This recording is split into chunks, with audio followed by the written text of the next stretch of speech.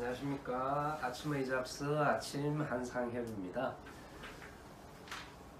음양에 대해서 이야기해보고 있는 중인데 음양의 개념을 좀 더 또 다른 방향으로 이야기해서 좀 이해하기 쉽게 좀 더 이해할 수 있는 방편으로 우리가 이제 일반적으로 이제 이 사회에서 이야기하는 이데올로기 개념 이런 것과 연결시켜서 음양의 개념을 한번 또 이야기해 보도록 하겠습니다.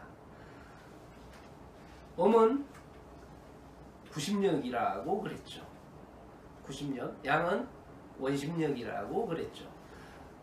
자, 그래서 어떤 곳에 어떤 사물이든 사람이든 다 음양의 개념을 가지고 있습니다. 그래서 그리고 이 음양이라는 것은 크게 봤을 때 이거와 이거의 대비해서 음양이 있을 수 있고, 이 양 안에서 또 이 안에서 또 그 서로 대립적인 게 있으면은 그 안에서도 또 다시 음양을 구분할 수 있고, 또 요거의 안에서도 또 서로 대립적인 어떤 것을 생각했을 때 음양을 구분할 수가 있고 그렇게 됩니다. 그래서 속에 음양이 또 있고, 그 속에 다시 또 음양이 있고, 양 속에 음양이 있고, 또 그 속에 음양이 있게 되는 거죠. 자, 그러면은 음이라는 것은 90력이라고 이야기했습니다. 그러면은 우리가 이제 인간 사회에서 어떤 이데올로기 개념하고 비추어 봤을 때 이 90점을 나라고 생각을 했을 때 음적인 사람은 나를 중심으로 모이는 힘을 강하게 작용하도록 만들거나 아니면은 그렇게 하기를 원하는 사람, 나를 중심으로 어떤 힘이나 모든 게 모이는 작용을 하도록 만들거나 하기를 원하는 사람, 이런 사람은 음적인 사람입니다. 그리고 나를 중심으로 어떤 힘이 바깥으로 이렇게 작용하기를 원하는 성질이 강한 사람, 이런 사람을 양적인 사람입니다.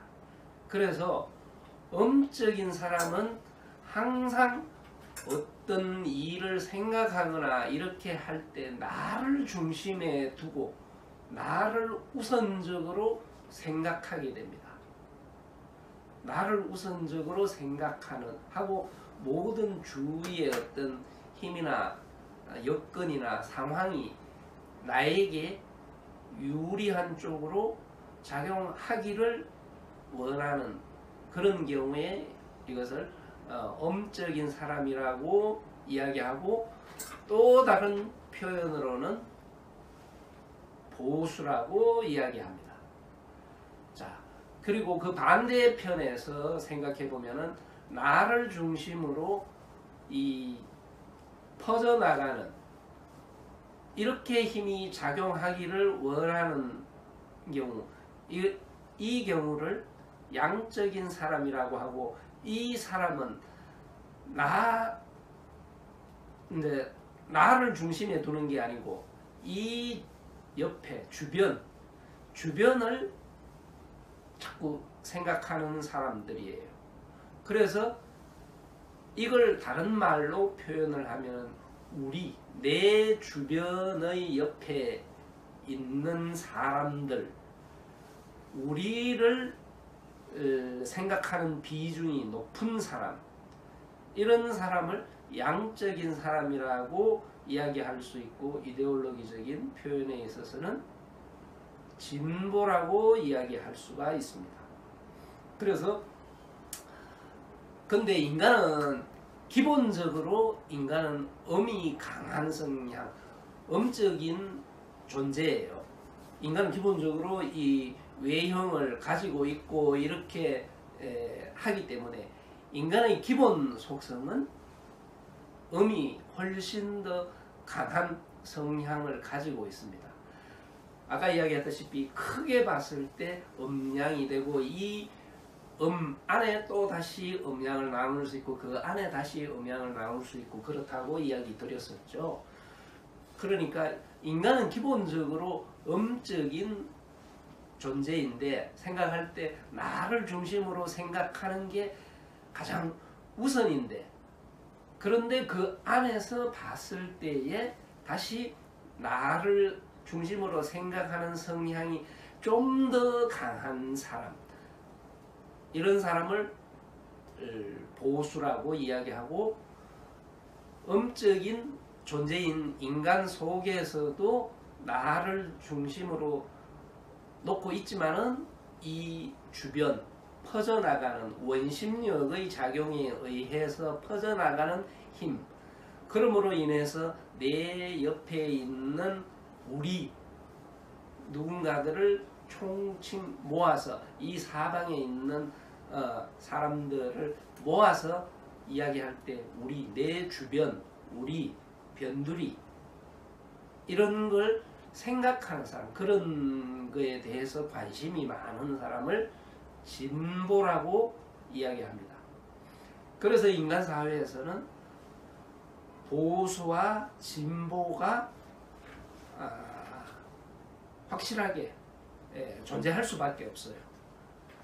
그래서 요즘 사회적으로 뭐 여러 가지 시끄러운 문제들이 많고, 특히 우리나라에 있어서는 이 보수와 진보가 늘 이념적으로 대립하고 서로 공존할 수 없는 듯이 그렇게 이야기하는 경우가 많이 있지만은, 이 음양이라는 것은 변할 수가 없고 어디에나 음양은 존재하기 때문에 이 보수 진보가 보수는 나쁘고 또 진보는 나쁘고 이렇게 이야기할 수 없는 거예요. 보수는 보수대로, 진보는 진보대로 있을 수밖에 없는 거고, 있을 수밖에 없다는 것을 인정을 하고 보면은 저 사람은 저렇게 생각하는구나, 또 저 사람은 저렇게 생각하는구나, 이렇게 이제 이해를 할 수 있는 어떤 그런 중간점이 생길 수 있겠죠. 아까 이야기했다시피 보수는 나를 중심으로 이렇게 생각하는 힘이 강한 사람들이라고 했죠. 그래서 이 보수가 중요시하는 것은 전통, 규칙, 법, 이런 거를 그런 가치를 중요시하는 사람을 보수라고 이야기하고, 이 구심력이 작용하는 게 음이면서 뭐라고 그랬죠? 우측이라고 그랬죠. 그래서 보수가 우파라고 하는 거예요. 그리고 이 진보, 구심점에서 발산하는 힘이 많이 작용함으로써 이 우리라는 개념을 중요하게 생각하는 사람들, 이런 사람들을 진보라고 이야기하면서 이 원심력의 기본 개념이 양이라고 이야기했고 좌측이라고 이야기했죠. 그래서 이 진보의 가치를 중요시하는 사람, 이런 사람들은 이 여러 사방으로 이렇게 흩어지는 힘이 강하기 때문에 자유, 리버럴리티를 중요시하게 생각합니다. 그리고 뭔가를 바꾸려고 이 전통, 규칙, 이런 거에서 조금 벗어나는 어떤 변화, 개혁, 이런 거를 중요시 생각하는 사람들이 진보이면서 이 사람들을 좌파라고 하는 거예요. 그래서 이 좌파, 우파, 좌우 개념은 인간 사회에서 있을 수밖에 없는 거예요. 좌파는 나쁜 놈, 우파는 나쁜 놈 아닙니다. 좌파 낙도 있을 수밖에 없고 우파도 있을 수밖에 없는 개념이라는 거죠. 너무 지금 좌우로 나누어져서 막 싸우고 이렇게 하는 게 너무 요즘 강하니까 나라도 이렇게 좀 혼란스럽고 합니다만은 좌파나 우파나 있을 수밖에 없는 개념이다. 그리고 이런 뭐 여러 가지 채널이나 이런 데서 보면은 어떻게 해서 좌파라고 하고 어떻게 해서 우파라고 하는지 이 좌우 개념을 뭐 프랑스 혁명이 일어났을 때 그걸 해결하는 과정에서 왕을 중심으로 온건파가 이 우측에 앉았고 급진적인 개혁파가 이 좌측에 앉았다고 해서 그때부터 보수를 우파라고 하고 진보를 좌파라고 한다. 뭐 그렇게 이야기 설명을 하시는 얘기들을 본 적도 있습니다만은 뭐 그 말도 일리는 있는 얘기겠습니다만은 이 좌파 우파 개념은 이미 이 동양학에서 이 음양의 개념에서 이미 좌파 우파는 있었던 얘기예요. 그래서 이 좌파가 진보, 우파가 보수의 개념을 생각하는 겁니다. 자, 우리가 좌우를 생각했을 때 이 우측을 오른쪽 내지는 옛날 할머니들은 바른 쪽이라고 이야기했습니다. 이 우측은 옳다, 바르다. 그래서 우파인 거예요. 그런데 여기에서 옳다, 바르다의 개념은 어떤 규칙, 틀, 이거에 바르다, 옳다, 거기에 부합한다는 의미인 겁니다. 그리고 이 왼쪽이라는 것은 왼쪽 좌측은 외롭다, 거칠다, 변화하다 이런 의미를 가지고 있습니다. 그래서 여기는 이 규칙이나 기존 틀을 벗어나는, 틀을 바꾸려고 하는, 변화하는 이런 개념을 생각을 많이 하는 사람, 그런 것을 진보라고 이야기하는 겁니다. 그렇기 때문에 사회적으로 이렇게 봤을 때 예술가들이 진보주의자들이 많죠. 예술가들이 진보주의자가 많을 수밖에 없습니다. 예술을 하는 사람들은 어떤 고정된 틀을 바꾸고 그걸 뒤집어서 생각하고 한번 비틀어서 생각을 하고 이렇게 해야 거기에서 예술이 나오는 거기 때문에 그게 늘 생활 속에 있었던 사람들이기 때문에 이 예술을 하는 사람들 중에서는 진보주의자가 많을 수밖에 없습니다. 그래서 예술가들 뭐 이 전 정권이나 이런 데에서 또 뭐 이 블랙리스트로 이렇게 뭐 분류하고도 했다는 얘기가 있습니다만은 이 예술가들은 기본적으로 진보주의자들이 많을 수밖에 없습니다.